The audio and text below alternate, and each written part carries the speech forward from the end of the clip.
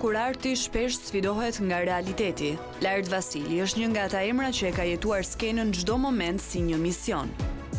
I lindur në Delvin, ai nisi rrugtimin drejt artit që në adoleshencë, për ta kthyer më pas në një karrierë të suksesshme, të ndërtuar me përkushtim mes Shqipërisë dhe Greqisë. Formimi i tij në Tiranë dhe Athinë i dha një horizont më të gjerë kulturor që u reflektua më vonë në çdo rol të tij. Me një karrierë të gjatë si në film, ashtu edhe në teatr, Lart Vasili ka kontribuar gjithashtu në përkthimin e shumë veprave në greqisht dhe shqip, si dhe ka qenë aktiv në debate sociale dhe ka ngritur zërin edhe për të drejtat e shqiptarëve në Greqi. Madje edhe në skenë ka sjell dramën e emigracionit, krizën e identitetit dhe sfidat e përkatësisë, duke i kthyer në emocione të prekshme për publikun. Shfaqjet e tij kanë udhëtuar për te kufive, duke e bërë zërin e tij artistik të dëgjohet në shumë skena europiane. Gjithmonë i duar trokitur nga publiku dhe i vlerësuar me çmime kombëtare dhe ndërkombëtare për çdo kontribut në art dhe në shoqëri. Lart Vasili mbetet një artist që nuk ka frikë të ndjejë dhe të thotë të vërtetën, sepse për të, arti nuk është thjesht skenë, por mënyrë për të jetuar dhe për të përballur me botën.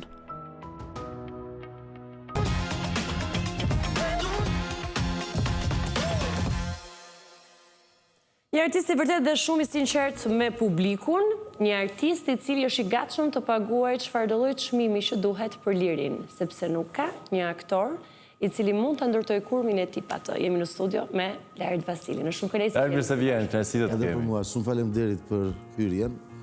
Një material i përgatitur nga gazetarja jon Megi Beshello. Faleminderit Megi. Se mirë është të japim kreditet e duhura miqve dhe kolegëve tanë. Është e vërtet që nuk mund të bëj dot një aktor pa lirin? Shiko, është njësoj si ti kërkosh një misionar i fetar të çdo lloj feje, të mohoj Zotin e tij, atij që shërben. Sepse edhe kur lindën kultet fetare, e gjithë, për shembull, po të flas për krishtërimin, pjesë e cilit jam, mesha dhe gjithçka që kryhet në institucion fetar, në kish, është marrë në fillim si pas formatit të teatrit, shërbesa që bëhet. Pra, është një shfaqje e besimtarve për kundrejt aty që i besojnë. Kështu që në qoftë se i thua aktorit tani nuk je i lirë më, atëherë duhet të bëj profesion tjetër. Se në fundit përse vini, përse paguani biletën që të na shihni. Se mund të në shtëpinë tuaj, për të jetuar disa ndjesi, tragjedi, keni të gjitha. Po, i kemi kudo. Jeta e te i kalon teatri, nuk diskutohet. Ju vini pikërisht për të parë atë lloj besimi, njerëz të përkushtuar që dalin në një skenë dhe të përcjellin atë që është caktuar nga lart. Lart, më pëlqeu shumë. Megi kishte përmendur një detaj shumë të rëndësishëm të rrugtimit tënd profesional. Laerti ka vënë në skenë edhe shfaqje që lidhet me përkatësinë. Dhe në fakt do të dalësh pak tek përkatësia kombëtare, ke përmendur dhe ke thënë që jashtë teatrit në Athinë grekët nuk të afronin si të ishe shqiptar. Unë pata fatin e mirë dhe të keq, një kohësisht se s'ka të mirë pa të keqe, që karrierën time ta filloja në vitin 95 në Epidaur, vite amfiteatri më i madh me 15.000 spektator. Vite të cilat operacioni famshëm Skupa, apo Fshesa, gëllonte në Athinë. Pra, shqiptarët mund të ngriheshin në ajër pa asnjë lloj justifikimi. Domethënë me apo pa dokumenta, policia ka qenë jashtëzakonisht e dhunshme, në mënyrë makabre e dhunshme, në kundërshtim me popullin, të cilët i hapën dyert emigrantëve shqiptar në fillim viteve 90 në gjithë territorin gjeografik të Greqisë, kanë bujtur diku te 1.2 milion shqiptar. Por çështja është gjithmonë me dokumenta që vazhdon ende e ka shteti grek. Si e mban mend në aspektin personal atë periudhë? I përjetoje fjalët, etiketimet? Patjetër, mos çfarë flet, s'diskutohet. Çfarë të thonë? Domethënë, shiko, kur fitova konkursin Akademinë e Teatrit Kombëtar në Athinë në 94-ën, ishim 750 konkurrent. Edhe qelloj që unë fitova. Dhe dola i dyti. Kur ditën e parë të shkollës, drejtori i shkollës, një poet shumë i mirë, ndjes pas tani, mbledh të 3 vitet, pra kursin e parë të 2 dhe të 3 të aktrimit në Akademia e Teatrit Kombëtar të Athinës, dhe u thotë, nëse dëgjoj këtu në shkollë dikë që ti thotë ti djalit shqiptar është i përjashtuar direkt. Dhe unë ndërhyj kështu me atë kurajon që ke kur je fëmijë fare, dhe i them, më fal, po, domethënë shqiptar jam, si të më thon, bullgar, rus, kinez, çfarë të më thon? Pati një pauzë, shumë dhe tha, atëre ne të kërkojmë falje, tha që përgatësinë tënde etnike kemi kthyer në sharje. Sepse fjala shqiptar ka qenë sharje. Madje mos shko te grekët, s'ka nevojë. Domethënë brezi ku jam rritur unë, nëse 2 veta argumentonin dhe tjetri nuk dëgjonte, personi në fjalë i thriste tjetrit, o shqiptar. Pra, asgjë nuk të vë tjetrin nëse nuk e ke ti. E kemi përdorur ne të parët. Për veten tonë. Për veten tonë, ke vargjet e të madhit Gjergjfishta, i thotë le ta marr vesh botambar, se Gjergjfishta s'është shqiptar, se nuk është si të tjerë. Kokë zbathur dhe pik qerë. Flet për prapanicën e tij. Pra, e kupton, domethënë gjithmonë kur ka patur një nivel intelektual që shkëputej nga turma, ishte direkt një denigrim që unë nuk jam shqiptar. Sa e ke dhe sot, në ditë e sotme, ne vdesim ti jemi në qik. Italo, Franco, Gjermano, Pak dashës nga gjithçka kemi afër. Po, gjithçka. Po kjo ka të bëjë se ne jemi geni vjetër dhe kështu që pranojmë gjithë tjerët. Ndoshta. Lart, ke patur një kohë që ke qenë i varfër në xhep? Ua, patjetër, çfarë flet. Studimet e mia nga 94 deri në 97-ën më lejonin që të, nuk ka studimet. Nga ana ekonomike më lejonte që të kisha të shpenzoja për një tost edhe një freskuse, pa përmendur emrat, domethënë, ose ujë, kaq, gjatë ditës. Derisa prisja në darkë të shkoja te prindrit që të haja, sepse nuk mundesha, nuk kisha, është logjike. Janë të rëndësishme parat për një artist? Janë deri aty ku nuk të cënojnë lirin tënde. Pra, në qoftë se ti sponsorizohesh nga një ideologji e caktuar, atëre nuk jem i lirë, je vegle propagandës. I rëndësishëm është mbështetja financiare që japin institucione shtetërore, e cila duhet rritur. Edhe sidomos në vendin tonë, e drejtë. Lart, përmendë prindërit. Je shumë i kollajt në intervista, nuk dia ta kanë thënë. Praktikisht gazetarët i ndihmon dhe i çon mundesh tek të pyetjeve, shumë komode. Okej. Lart Vasili, ti je shprehur që kishe çdo predispozit të klasifikohesh si rrugaç. Po. Dhe ka qenë një ndoshta nga konfliktet më të shpeshta që ke patur me babain, që edhe për shkak pozicionit të punës së kohë ka qenë autoritar. Edhe me maman më mos. Edhe maman e papa. Kush klasifikoi si rrugaç asë kohë? Cilat ishin cilësitë? Një njeri që mbante pse? Një njeri që mbante duar në xhepa. Okej. Po, ishte ndaluar të eci me duar në xhepa. Po. Ishte do një ligj, po. E qartë, i pashkruar. I qytetarisë së diktaturës së proletariatit nuk ta lejonte të eci me duar në xhepa, dhe zakonisht kusha, domethënë, shiko tani, unë dilja nga shtëpia nga pas e dëshmorët e lirisë të Margareta Tulani, edhe ecja me këmbë deri te 11 janari për të shkuar në shkollë. E kujtosha diku të fusja duar në xhep se bënte ftohtë, dhe xhepat më kishte qep mamaja. E më një brisk unë nga të babaj dhe i grisja, dhe çdo natë mamaja qepte xhepat dhe në mëngjes unë i grisja, por kjo nuk ishte një procedurë që kalonte pa një 2 çoka në kokë. Domethënë që s'duhet i, domethënë, por unë vazhdoja. Rrugaç ju ai që rinte deri vonë natën. Që unë rria duke los futboll ose me çunat e lagjës se mbanin këta që ishin moshë më e madhe për shembull. Rrugaç quhej ai që për shembull kalonte ndonjë gocë dhe i shkelte syr. Rrugaç quhej ai që ikte nga mësimi. Dhe i për gjitha këto?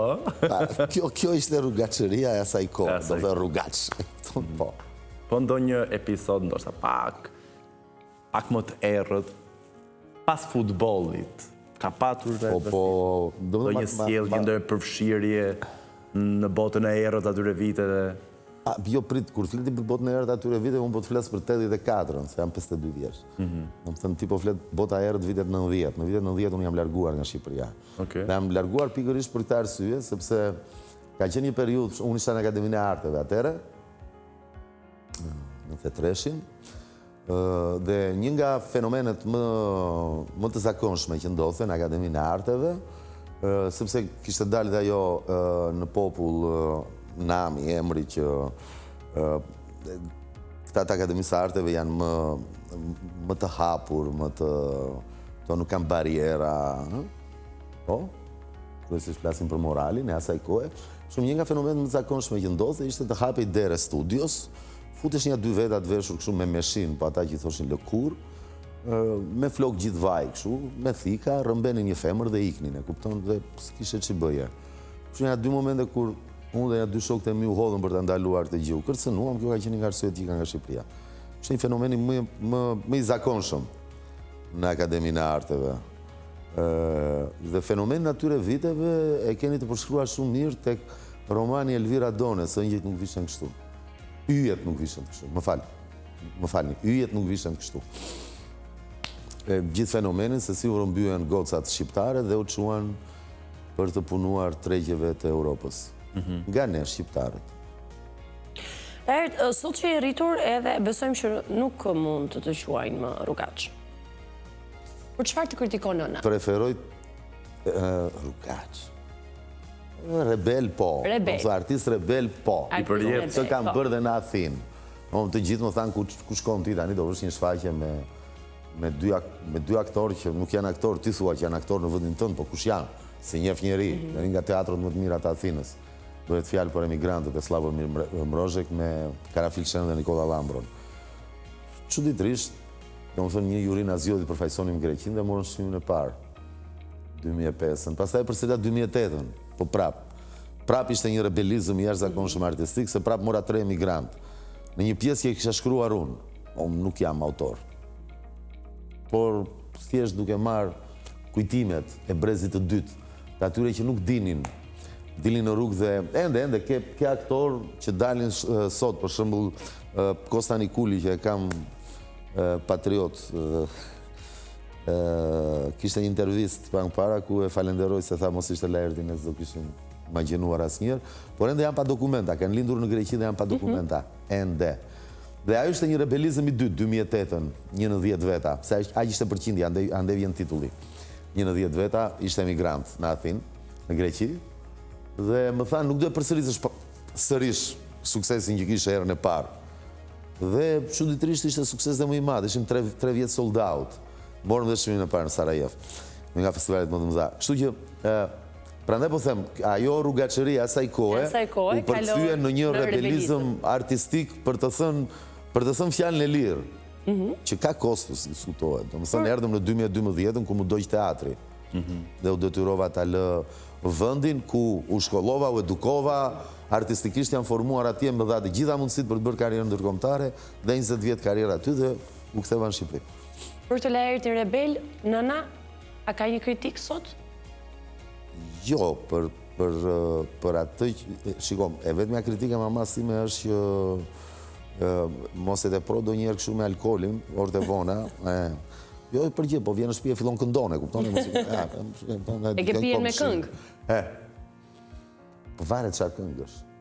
Mund t'jenë polifonike, mund t'jenë ke parasysh revolucionare, po, e kupton, mund t'jenë këta që përfaqësojnë. Që vetëm kjo është qetëson. Zapatën, për shumë. Apo këngë pasioni është gjithmonë në vazhdi të numrit të gotave. Pikërisht. Mirë, me qenë se jepi tek pasioni, një ndër deklaratat, që në fakt unë e kam parë gjithmonë me një përgëzim, nuk e di se nuk ka guxuar kush ta thoj. Kam qenë i dashuruar me një prostitut, këthe. Po. Për i bujtë matë e sensacion, për ca javë me ratë. Por, duhet të di si është të dashurosh një prostitut, kur ti e di dhe e shumë koshqen që ajo s'është vetëm e jotja. Po, varet kur e merr vesh. Kur e morë vesh ti? Po, nga fundi. Fundi kujt? I marrëdhënies. Dhe ishte arsye pse marrëdhënia mbaroi? Jo, arsyeja që marrëdhënia mbaroi ka qenë sepse ishte një person që ishte i intoksikuar, quhet, si quhet, përdoruse.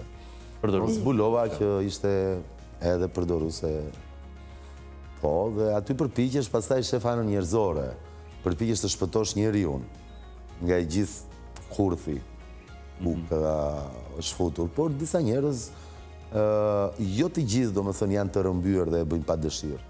Ka shumë që e bëjnë me dëshirë. Dhe aty ndajnë rrugët. Dhe ky ishte rasti. Duhet të kesh fat në dashuri? Ke patur fat ti në dashuri? Si e mendon vete? Në gjithë dashuritë që ke përfituar? Ka fat të mirë dhe fat të keq. Fat kam pas. Po. Shiko, gjithmonë kur njihesh me dikë, ti nisesh në fillim mendon që do kesh një marrëdhënie e cila do të çojë në një bashkëjetesë dhe pse jo pastaj në një martesë dhe krimin e një familje. Por gjatë rrugës ka stacione të ndryshme. Dhe varet pastaj, për shembull, deri 10 vjeç jam rritë Tiranë 3. Stacioni i Tiranës 3 për shembull nuk është njësoj me stacionin e kujt? Ande nga fundi i frekuencës që skapin FM-t për shembull valët. Është njësoj. Kështu që aty ti përplasesh me backgroundin, si është rritur, nga vjen, çfarë intereson në jetë, dhe në këtë imperializëm galopant ku ne jetojmë, që gjithçka përkthehet në para, të vjen një ditë që është idealizmi Don Kishotesk, flas për veten, nuk përputhet me dëshirat për të shkuar në Dubai, për shembull. Mua s'më pëlqen Dubai. Mua më pëlqen Thethi, për shembull. Pëlqen Saranda, ku jam rritur, Delvina. S'më pëlqen këto. Nuk janë në kulturën time dhe të familjes time. Shumë i qartë, në fatin tënd të dashurisë. Faleminderit. Lart, mirë. Ne kuptojmë që një nga arsyet e fundit të marrëdhënies me atë vajzën me një profesion jo të zakontë.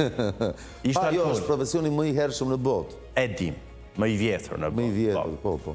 Por për ndërtuar një marrëdhënie gjatë duket sikur në gjininë maskullore shqiptare nuk është opsioni më i mirë. Prandaj them. Gjithsesi.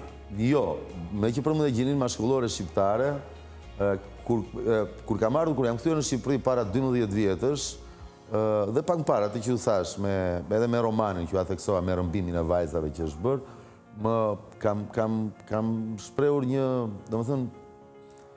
një dëshpërim, jo keqardhjes, është fjala e dur, po ai dëshpërimi për gocat që rriten këtu. Sot mund të them që gjuna janë meshkujt në Shqipëri. Meshkujt janë gjunau më i madh në Shqipëri. Se? Çunat e sotëm nuk shkon në meshkuj shqiptar. Ja, po e shoh tek çunat e sotëm, të cilët nuk ndihen të pafuqishëm për të plotësuar dëshirat eksentrike të gocave në moshën e tyre, të brezit të tyre. Do me thënë, ku janë? Janë në gjimnaz, po themi, në universitet. 21 vjeç, au pa pritur të nesër me vjen me një makinë shumë të shtrenjtë dhe pasaporta e saj është me vula kështu në për udhëtime egzotike dhe ky shkreti është i dashuruar me të çati japi ai student. Çunat janë për gjimnaz sot. A ka momente ku vetja në Shqipëri të duket si Sizifi, pra guri shkon për fund? Vetëm mua? Të gjithëve ne nga pak. Të gjithëve ne nga, të gjithëve ne. Po ty për çfarë pyes veten? Po, sepse, shikon, në Shqipëri çdo ditë ti e fillon nga zero. Nuk ka, është, do të thënë ti mund të jesh kush të duash. Mund të jesh një poet i famshëm, me vlerësime, dhe shkon hyn në një format televiziv që është eksperiment mbi jetën. Dhe shef të pëlqen personazhi për deklaratat që bën, po thua pse ke je futur aty? Se çfarë bëjmë me artin në Shqipëri? Ka një kështu, ka një urgjencë shpirtërore për të pasuruar. Dhe shiko, do jap një shembull. Hebrejt kanë një traditë jashtëzakonisht të vyer për ta, dhe kur e shpjegojnë, rabinët thonë, shpjegojnë, kjo është arsyeja që pse ne nuk jemi shpërbër. Një popullaq i vogël. Nuk jemi shpërbër, thotë, për këtë arsye, sepse kur një familje e pasur ebraike ka një vajzë për të martuar, nuk e marton me djalin një familje të pasur. Po ngrihet i ati, shkon në një universitet dhe i thotë rektorit, më nxirr 10 studentët më të mirë që janë ebrej. Dhe ne pasurinë, thotë, e martojmë me diturinë. Në mënyrë që trashëgimtari të jetë mirë ekonomikisht, po genetikisht të trashëgojë dhe një tru të zgjuar. Gjë që këtu dhe kudo tjetër, janë ca përtej përgatësisë fetare apo etnike, në popull, traditat e vjetra, ose për shembull nuk i lieshin, ju e dini shumë mirë që martesat shqiptare, nuk kishin paj, po nuk i liej, vajzës nuk i liej pronë, po i garkoj me një paj shumë të mirë për të shkuar të dhëndri. I kemë pas dhe ca të tjera brutale, për shembull, nga ku shkruajt drama Fisheku në paj, ku kishte të drejtë. Por kemi patur edhe pajën. Pra, ne mirë është, do t'ishte mirë, një të ardhme të ndritur pas 111 vjetësh, të marim traditat më të mira tona. Po e kemi filluar, kemi marë për shembull, ne të vrasim për asgjë. Shumë e kemi pas të tradit, gjakun, xhir pushkën, bam, bjeri, pastaj i vret atë, këte e kemi marë si tradit, jemi në rregull.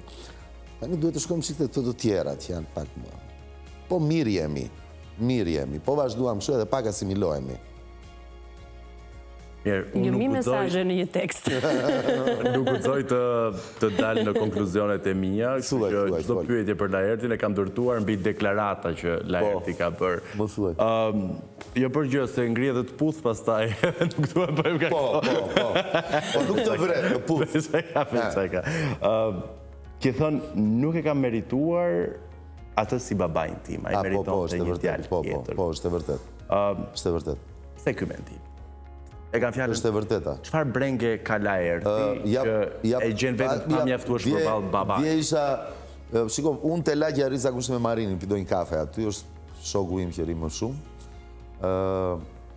Kaluan dy të moshuar. Dhe ndaluan, shpesher më ndodh, Laert, luam të uroj, je patriota ndaj këtej. Tha, kemi qenë komshin, tha, te Alidemi poligrafiku, ku ka qenë shtëpi e gjyshërve të mi. Më tha emrin e ti dhe tha, kam qenë jashtë edhe nuk erdha do të më thënë kur nda nga jeta, po ke pas baba jot ka qenë shumë i mirë. Ka qenë njeri, tha që në lagjen e i thoshim shenjtor. Po, dhe... është... Nuk e kam merituar sepse... Shumë do duhet kisha lexuar më shumë e pare punës. Do duhet... Ti kisha lënë një trashëgimtar para sa i të ndronte jetë, sepse unë besoj në atë që Krishtërimi beson, në fesë të cilës i përkas, që nga familja ime, kur një nga të partë e mija themeloj kishë në autokefale ortodokse shqiptare, dhe shuguroj despot Fanolin, Fanoli ishte nxënësi i tij. Nuk flitet shumë nga kisha autokefale shqiptare për këtë çështje, nuk e di pse, po nuk ka rëndësi. Janë çështje tjera. Dhe do doja t'i kisha lënë një trashëgimtar pas se ndronte jetë, sepse besoj që ai vazhdon, domethënë të paktën tani kam një engjëll mbrojtës lart, dhe nuk e kam merituar sepse i kam shkaktuar jashtëzakonisht shumë, domethënë për shembull në 90-ën pa u bërë koriku i ambasadave, pa u bërë dhjetori me studentët, në maj, në prill, domethënë, një djalë në një gjimnaz shkon dhe bustin e Enverit. Ke shqetësuar. Çfarë mund të e kupton që ka ndodhur prindërve të mi? Okej, unë përjashtova një vit pa gjithë gjimnazet. Dakor, e kupton domethënë se ai u thirr, domethënë që të këtë ke rritur? Jo, thjesht. E pra, kupton? Dhe nuk e kam, po, me gjitha atë më shpëtoj, se erdhëm për të marrë në shkollë të riedukimit dhe kur u doli ai përpara figura që ishte, u kthyen. Prandaj se kam merituar. Pastaj, shiko, jam përpjekur gjatë viteve të Athinës, do me thënë dhe të shfaqjeve që kam dhënë për Europë, do në t'jepja atë krenarin që ja dole artistikisht. Dhe shfaqjet që kam bërë, dy shfaqjet e para, dy regjit e para që kam bërë në Athinë, një për brezin e partë e emigrantëve dhe një për brezin e dytë, i kam bërë për prindrit e mi dhe për motrën time që ishte brezi dytë i fëmijëve i shkonde në Amerikë. Lert, të të falenderojmë shumë për gjithë të bisedë që bëm, edhe bëm një rrugë të bukur në vite në emocione. Shumë kënaqësi dhe me të drejtë i bashkojmë asaj që tha Surijani, na e bëre punën shumë të lehtë. Faleminderit. E vlerësojmë shumë. Shumë i kollaj. Është i thjeshtë, publikitash është i thjeshtë, në qoftë se duket kamerës, problemi i kamerës. Shkojmë në publicitet, rikthehemi në studio me njëherë. Faleminderit.